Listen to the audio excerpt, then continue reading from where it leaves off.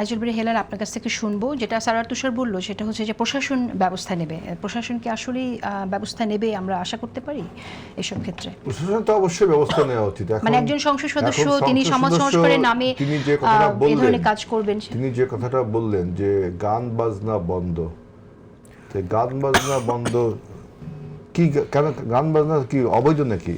এটা তো আমাদের সংস্কৃতি, আবহমান বাংলার সংস্কৃতির একটা অংশ।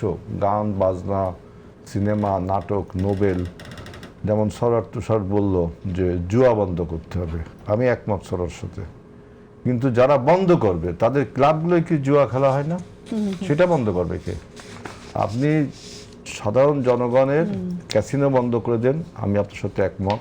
গ্রাম বাংলায় যে ওই যে আপনার মোবাইল দিয়ে কি জানতা জুয়া খেলে, এটা বন্ধ করতে আমি একমত।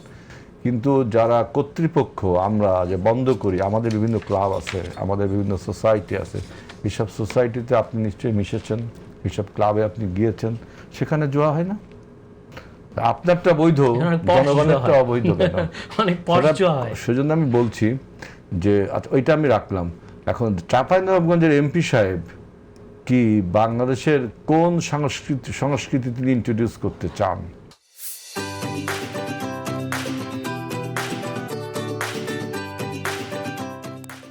সংস্কৃতি বলতে উনি কি বুঝাচ্ছেন? আমাদের সংস্কৃতি বলতে আমরা বুঝি যে আমরা কথাবার্তা বলছি না, এটাও একটা সংস্কৃতি। আমাদের কাপড় চোপড় পরে আসি, এটাও একটা সংস্কৃতি। আমরা যা করি ঠরি সবই সংস্কৃতি। এখন উনি আমাদের নাচ গান, সিনেমা, নাটক, এগুলো আমাদের সংস্কৃতি।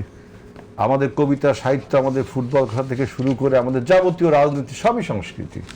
এখন আপনি বলছেন নাচ গান বন্ধ করতে হবে, এরপরে বলেন সিনেমা নাটক বন্ধ করতে হবে, এরপরে বলেন উপন্যাস লেখা বন্ধ করতে হবে। তার মানে মেরিটোক্রেসি যে সোসাইটির দিকে আমরা এগোতে চাচ্ছি, আপনি সেইটাকে একটা বন্ধাত্ব দিতে চাচ্ছেন। এইটা কখনোই এমপি সাহেবের উচিত হয়নি। এই যদি অশ্লীলতা থাকে সেটা অবশ্যই, অফসিন কিছু থাকলে সেটা অবশ্যই আমাদের সমাজের ক্ষতিকর। আবার এটা রোজার কোনো স্পর্শকাতরতা কিনা? ধরেন রোজার সময় অনেক কিছু করা যায় রোজার মধ্যে দিয়ে। যারা রোজা রাখছেন তারা নিজেদেরকে ঠিক রাখলে, অন্য সবার উপর চাপিয়ে দেওয়ার কোনো দরকার নেই। অফসিন কিছু হলে রোজা হোক আর না হোক এটা বাদ। কিন্তু হেলাল ভাই, আপনি অবসিনিটির যে কথা বলেন, অবসিনের ডেফিনিশন তো এক একজনের জন্য এটাও ঠিক, তো সেটাও ঠিক যে আপনি 10 বছর আগে মেয়েরা হয়তো হাফ প্যান্টে খেলা করতে পারতো না, এখন তো করতে পারছে।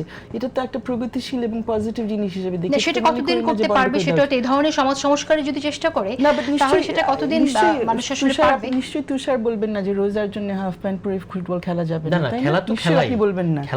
না কেউ কিন্তু বলবে, আপনি না বলেন। ধরেন রোজার মধ্যে যারা রোজা থাকে, বিশেষত গ্রামে, আমরা আমাদের যে একটা জায়গাতে কথা বলি, কিন্তু গ্রামে আমি দেখেছি যে এগুলো নিয়ে মানুষের একটা স্পর্শকাতরতা আছে। এখন তার সব স্পর্শকাতরতাই আমাদের এন্টারটেইন করতে হবে ব্যাপারটা, আমি সেটা বলি নাই, কিন্তু একটু অ্যাডজাস্ট করা যায়।